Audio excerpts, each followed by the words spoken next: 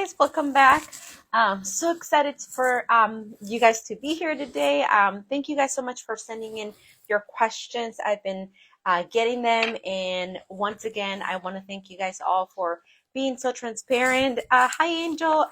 With what you guys need, with what you guys want. I love hearing from you guys, and just seeing what your struggles are nutritionally. So this time around, you guys had a lot of questions about all of the weight loss medications that are going around. I know there's some education out there that you guys have been maybe getting a hold of, and some questions about like what you should eat and what does the research say behind all of this. So I'll definitely kind of chime into those questions. So as always, feel free to drop questions on the chat. So we'll go ahead and get started. So, and before I forget, guys, big announcements. We are now taking different types of insurance. So our contract with Blue Shield of California just went through. So we have Aetna and other insurances. So if you guys have any questions about, are any of our services covered by your insurance, just go ahead and DM me and I'll send you guys a secure link where we can chat and you guys can upload your insurance information. So yay! So let's get started. So we have one of our viewers ask us about what is the difference between Ozempic and tirzepatide, right? So the two she's trying to debate whether which one to use, right? And as always, guys, please make sure you guys are making these decisions with your primary care provider. They're going to be the ones to best educate you on that, right? What I can do best is educate you guys on the nutritional protocol that goes with each one, right? Because these medications were made for a specific population, right? Whether it was the diabetic population, right? There is a version of both medications that were made for specifically just weight loss.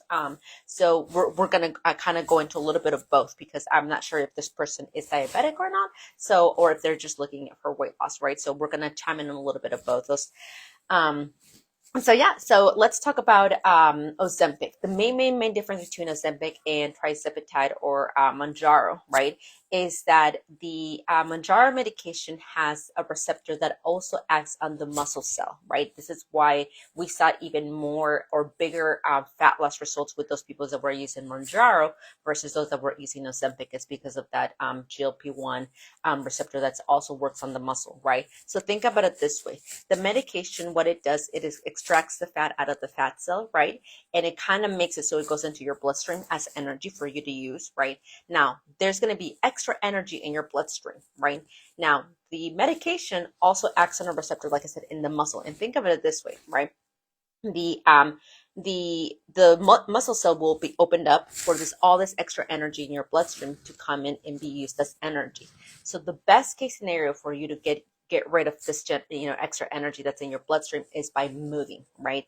In specific, the research that was done to release the medication, so the FDA approval research, talks about resistance training being the best form of exercise for the Mounjaro or tirzepatide medication, right? So cardiovascular activity showed losses of lean mass, right? So when people were doing a lot of cardio and taking the medication, they saw that their muscles, lean mass is made up of a lot of things, your organs, skin, all of that, right? But primarily your muscles, some of that muscle mass was lost. We don't want that, right? Because with less lean mass, less muscle comes a slower metabolism, right? This is why we often encourage people to gain muscle, right? To gain lean mass, is so their metabolism can be faster, and then therefore they can burn more calories at rest.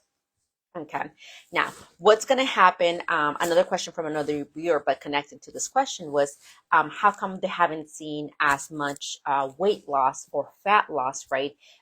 Even though they know of other people that are taking also the same medication at different, maybe like at the same concentration, right?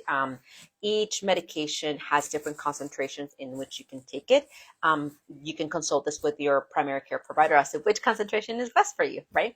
So when we go through that, right, we are able to kind of choose what protocol to use a little bit better, okay? Now, when it comes back to, let's go back around with the energy that's remaining in your bloodstream, right? If that energy is not used, what's going to happen to it?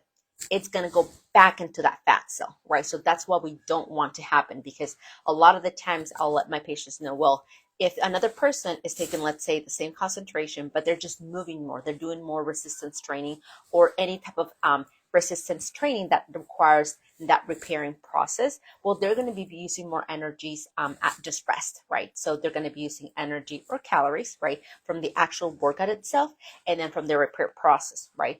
That's why one of the reasons, right, that I tell them, like, hey, if you want to lose a little bit more, let's move a little bit more, right? And yes, working out 2 to 3 days a week is going to give you less calorie burn than if you were working out, 5 to 6 days per week, right? So remember, resistance training is your best friend if you are taking these medications, because you will get the biggest bang for your buck, okay? And we want to make sure that that energy doesn't go back around. Remember that the medication, it's not like a magic pill. It's not something that you take and it melts the fat away, right? Has to happen to that extra energy that we have stored, right? And we need to we need for it to come out of our bodies. Perfect. So the next thing is like, what would you recommend? So this is the question from our friend. What would you recommend if you are taking, and I'm guessing, what would you recommend to eat? It sounds like if you are taking the Mounjaro medication, I'm eating low calorie, but seem to not still lose a lot of body fat or a lot of weight, right? Okay, so with the trizepatide medication, what we recommend is a higher protein, lower fat, lower carb ratio. Why is that? Okay, this is because the medication, so think about it this way, the fat that is coming out of your cell, right, that triglyceride molecule, right, can be converted into, or part of it can be converted into glucose, into sugar, carbohydrates, right? So you have a lot of carbs, if you want to think about it this way, and a lot of fat being kind of like released into your bloodstream, right? What's the one thing that's not being released? It's muscle, it's protein, right? So that's what we need: high amounts of quantity of protein and lower amounts of carbohydrates and in fat. Okay, now remember that this is only while people are on the medication. The medication changes your physiology, so it changes the way your body naturally acts. Okay, once you come off the medication, that is not going to be the case. So you cannot stay on a high protein, low carb, low fat diet for the rest of your life, right? This is where I'm going to connect this to another question from a viewer that says, hey, how can I prevent, I'm thinking about going on the Ozempic medication. How can I prevent regaining the weight after I'm done? So this comes from making sure that you receive some kind of nutrition education to make sure that we don't revert back to the way we used to consume food or we used to eat, right? That's the main thing. Hi, everyone. Thank you guys for joining. Hi, Shruti. Haven't seen you guys in a while. Love it. Hi. Angie, thank you guys for joining us. Once again, right, so while you're taking this medication, you're going to follow that higher protein, lower carbohydrate, lower fat protocol. But once you come off from it, right, remember, your body's going to go back to the way it used to work. Your body, the human body, prefers carbohydrate for any type of movement, right? That's why the more you move, the more carbohydrates that you need, right? And so, yeah, so you want to make sure that when you are coming back, and this is why I recommend that you guys work with a nutrition professional while you guys are under the medication use, because they will be able to better guide you as to, hey, what is it that I need going forward? What are my energy needs? What are my protein needs? What are my carb needs and fat needs? Once I'm done using the medication, right? And remember, if you want to lose, let's say, a total of 100 pounds, and I'm just using this as an example, right? If you wanted to use 100 pounds, but you only want to use the medication for 50 of those pounds, you can still lose those other 50 by just a regular means, right? And the way we do that is by creating a calorie deficit. Now, this brings me back to whether you have a clinical condition or not when you're taking this medication, right? So for example, if you're diabetic, when you come off this medication, we've got to see where your sugar levels are at. We've got to see like how your body is now what we call metabolizing, so essentially breaking down and absorbing carbohydrate. Like has your body's ability to do that improved, right? Because if so, your carbohydrate needs might be different, right? This is one of the reasons why patients that are diabetic, we recommend that they consume less carbohydrates, right? It's not because we want to take it away from them, right? It's because their body's ability to break it down and to absorb it has now been diminished, okay? So this is why I highly recommend that you guys work with a nutrition professional if you guys are going to be taking these medications. Let me see. Perfect. So we touched on that. We did have a question from a friend of ours about body composition, and I'm guessing this person is trying to either maintain lean mass or increase muscle mass based on the question and how it was phrased. So their question essentially was, do I need a lot of protein in order to build muscle? So I'm not sure what they meant by a lot of protein, but you need high. If you think about it this way, if you want to build on what you have to eat more than what you've been eating, right? Oftentimes we see that this is often a problem for people that want to gain weight, like gain in the form of muscle mass, right? They're struggling, right? They're either not eating enough calories or they're not eating enough protein, right? So we want to make sure that you're eating both to make sure that you're able to sustain a higher weight, right? And same thing with weight loss, by the way, right? If you're used to consuming 3,000 calories, right, and you want to lose weight, we've got to now get better at and get good at eating 2,500 calories, right, and 2,100 calories, and depending on how tall, how active you are, right. Let me give you guys an idea of how that applies in real life, right. I'm 5'2", pretty tiny little thing, right. I eat the equivalent, and I work out right now about like 4 days per week, right. And I'm not going to put in consideration the fact that I'm breastfeeding right now also, right? But on my normal non-breastfeeding phase, right, I could probably burn as many calories as a sedentary 160-pound woman, right? Meaning the calorie expenditures, what my body needs, my energy needs, could be the equivalent to that, right? So a lot of people, they say, Carla, I love to eat. Awesome, right? I love the fact that you guys love to eat, right? Actually, my patients that love to eat, they're actually the easier ones. It's when people don't like to eat that kind of gets a little tricky. But if you love food, fat loss is very simple. Okay, it's not easy. Okay, so don't confuse it with that one, right? But it is pretty simple, right? Because once you understand what it means to be at a calorie deficit, right? And a calorie deficit, remember, can be achieved by decreasing the calories you consume or increasing the calories that you burn or a combination of both. Usually this is what we prefer, right? Because we don't want people just to kind of cut out eating altogether. Remember, there's a base on what that we don't recommend that women and men go under. For women, we don't recommend that women go under 1,200 calories. For men, it's under 1,600 calories, right? Because at that point, we jeopardize organ function, okay? So awesome. Perfect. So I'm hoping that helped in terms of energy needs. And a lot of the times, if you're following or if you're using an app to track your food, if you want to aim for a protein amount, this is a cool little trick. Aim to consume 1 gram for your target body weight, right? So meaning, let's pretend I'm 170 and I want to be 180. Let's first get used to consuming 173 grams of protein, then 175, right? And then 179, right? And so forth until you increase, right? The same thing goes the other way around, right? Like let's say I'm 200 pounds and I want to be, let's say I want to be 170, right? Get used to consuming 190 grams of protein, 180, right?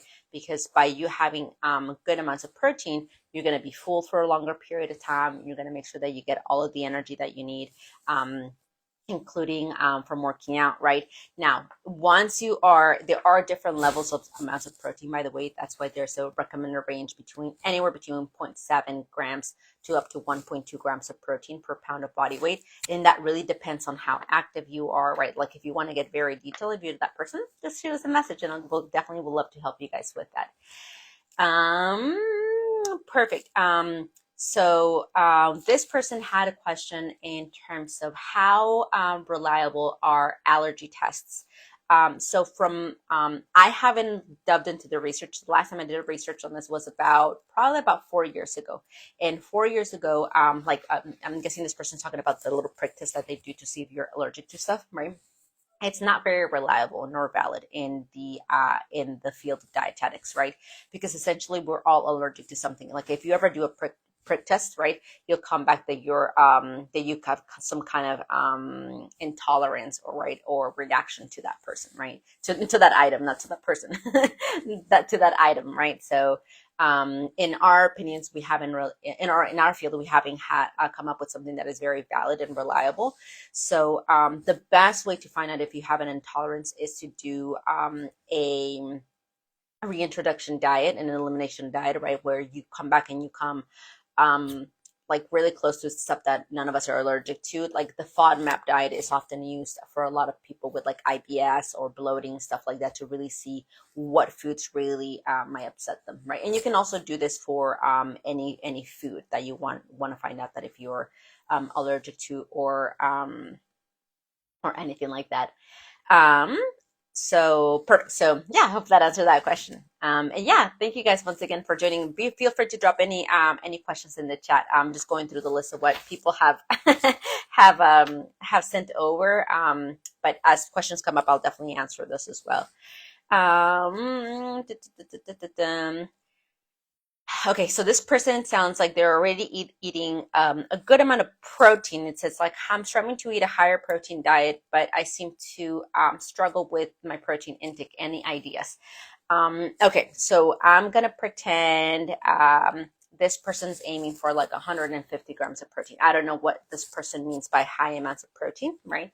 But a lot of the times, so let's go over what constitutes a protein. A lot of the times people get misguided about what we consider a protein, right? So make sure we understand that all of the types of meats, poultry, beef, seafood, right? All of those are going to be in the protein section. As well, from your dairy aisle, you have your Greek yogurt and your cottage cheese, right? We also have protein powders and protein bars, right? And from the plant aisle, right, you have your tofu, right? Tofu is the protein that has been extracted out of the soybean. Egg whites are a pure protein. Once you introduce the yolk, you have now introduced some fat in it, so it's not considered a pure protein. Okay. So now let's pretend we're going for, like, once again, high amounts, 150 to 200 grams per day, right? What I recommend, so let's, for example, let me give you an example. If you grab like a cup of Greek yogurt, that's probably around anywhere between 23 to 25 grams of protein, depending on the type of Greek yogurt brand that you get, right? If you put another scoop of protein powder and you mix it, now that's a 50-gram protein snack or meal, right? Super high in protein. A lot of the times I use this for patients who are trying to either gain lean mass, trying to lose body fat to keep themselves full, right? For my patients that are either on some kind of weight loss medication, Ozempic, Mounjaro, right? This is a really cool trait that we use. You can put a little bit of peanut butter, right, to kind of give it a little bit of fat. And my patients really like consuming this snack. My mouth is watering because it tastes really good, guys. With some berries or some fruit on top, right? And you have a really, really good balanced meal or snack with protein, fat, and carbs, right? Let's see. Okay, so for lunch, right, you can do like, anywhere between 5 to 7, 8 ounces of protein, right? Depending on what your needs are, depending if you want to do tacos, right? I literally that's what I had for lunch, right? Like chicken tacos, right? And had about 6 ounces of protein of that because I want to make sure that I keep full for a pretty long period of time. I have a full schedule after you guys have quite a bit of patience to get to. But yeah, so another thing that you can add in there is you can add a protein bar, right? Or 2 if you need it, right? Very convenient ways. Bags of beef jerky are really, really good. Protein powder, right? You can put 2 scoops. Once again, that's another 50 grams of protein.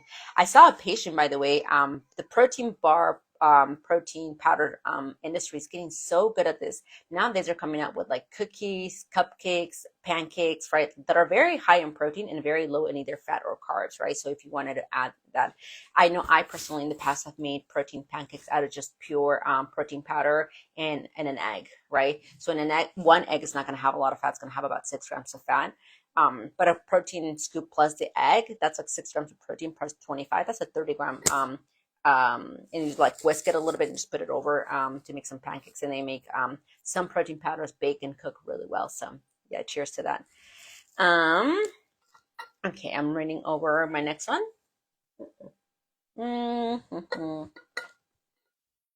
Okay, so I'm guessing this person is undergoing their their weight loss journey, and speaking about water, they're asking, I struggle with getting in enough water. Any ideas or tips? Okay, so let me start by saying that what you consume in terms of liquids, right?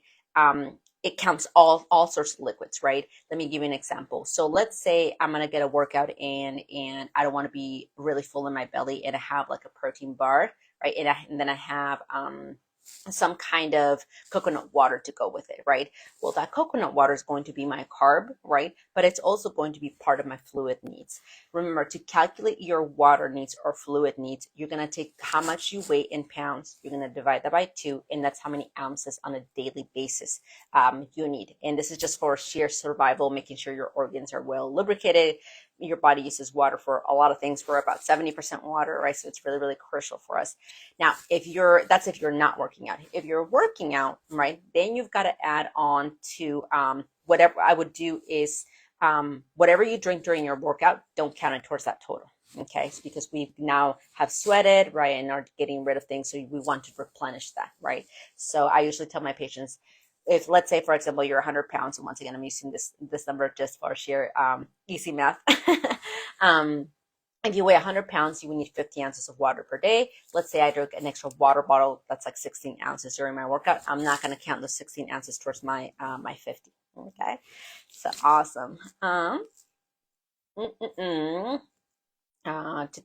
This person is asking about exercise options. So saying, I just started my weight loss journey. I am using a weight loss medication, but I do not like going to the gym. Any tips or ideas? Yes. By the way, you don't need a gym to exercise. Okay. In my early 20s, right? I think the only gym I would use was like my college gym. And even then, way back in my dinosaur days of college, right? Equipment, was limited, and girls in the gym were like, not seen at all. So I was definitely, I would walk in there and like all the guys lifting, giving me a weird look of what are you doing here, right? You can work it at home, right? You can work it at home. Remember that if you are using a weight loss medication, resistance training is going to be your best form of exercise. Nowadays, you can find an app that has great workouts, just YouTube University, as we call it, right? Just pop up YouTube and type in resistance workouts for beginners, intermediate, advanced, whatever you consider yourself, right? And put that in there. If you have minimal equipment, right? Some people have like the small dumbbells. Some people have those dumbbells that like rotate, right? And they go up to like 50 pounds or 60 pounds, right? And you could use really, really good things with it. Right now, I'm using my baby as my dumbbell, right? Like she's almost like 20 pounds. So that's a 20-pound dumbbell that I can use, and she'll have a lot of fun, right? Doing that. I will be uploading some workouts that I've been doing with her, by the way, guys. So you guys can see how at any stage of your life, right? Once an adult, I can guarantee you that you guys will never have time for a workout. You will always have to make time for one. Okay. And I say that from experience, right? Because as a working mom, I can tell you that I don't have time for a workout, but I definitely make time for one. Especially when my little one is watching, right? Because as I found out kids, right? They told me that this would happen, that, kids do as you do, not as you say, right? So definitely making sure that she's able to watch what it is to have fun and work out. I know my mom did that with me. So passing on tips for all you parents. If you're like, oh man, I didn't instill that in my kid, don't worry. Like they can learn to love to exercise at any point. As this person is, saying in here, they don't want to go into the gym. Once again, you don't need to. You can create your own little workout. As you start doing exercises, you're going to find out that you like some exercises better than others, usually because we're better at doing those exercises, right? And that's okay. Stick to doing those until you get comfortable with trying something new, right? Remember, this is a journey, right? There, like the destination, whatever your end goal is, part of it is finding out what you like along the way, because that's what you'll be able to sustain. Okay. Okay, let me go ahead and go on to the next one.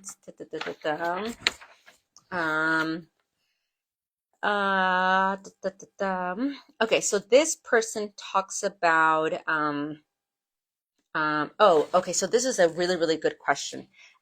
So this person asked, hi, I've let me see. Okay, so this person seems like they were either on a GLP-1 medication. Not sure how long they were on for, but they said, I'm a little bit scared to eat. I ate a little bit and was not hungry during the medication use, but now I seem to to not be able to stop the hunger. So yes, so remember, the medication, the GLP-1 weight loss medications will act on receptors that are for hunger, right? So when you stop taking the medications, those receptors will now, get the message that, hey, we're hungry, okay? And remember, guys, your body gets accustomed to anything that you do for a long, consistent amount of time, right? So once again, I don't know how long this person was using it, but please reach out if you guys need more individualized help. We're here for you guys. We're here to help you guys get through whatever challenge it is that you may have. Now, in terms of weight loss medications, patients do get used to seeing very little food, right? Because they're like, oh, I'm eating and I'm not getting hungry. I'm like full by the time I eat like a fourth of the burger, right? Or something like that. So they come off the weight loss medications and now they're hungry for the whole burger, and that scares them, right? Now, mind you, you and I, people that may have not had, that may have not have used weight loss medications are like, oh, a whole burger. Yeah, like I normally eat that on a regular basis. But people that have been accustomed to visually now seeing only a small portion of that food will get afraid sometimes of eating that food, right? We want to make sure that you guys, don't run into any problems with what we call eating disorder ideology, right? So this is not like an eating disorder yet, but you're like, your mind is playing games with you. We're like, it doesn't know what to eat, right? So yeah, definitely remember that it takes time to reintroduce food back in, right? So if you try to eat a dinner steak, after eating a fourth of a burger, it's gonna take time. So maybe go from eating half of the burger, right? Whatever you're comfortable with. Remember that also hunger is not a bad cue, right? It's not something to be afraid of, right? Hunger is just your body's way of saying, hey, I'm done with what you gave me. Can you give me some more, right? So if you need more guidance, this person, once again, didn't give me a lot of information in their question. Please reach out to us. We want to make sure that you guys are in a safe space to, let us know your questions and make sure that we're answering them thoroughly. Awesome. I love it. Once again, guys, thank you guys for joining me. I have to wrap up because I do have my next patient coming up, but loves to everyone, kisses to everyone. Remember, guys, we are taking insurance now, so we're taking a big step. So reach out to us if you guys have any questions about that, about your specific insurance, if you're covered. Otherwise, I will see you guys next month. Have a good one.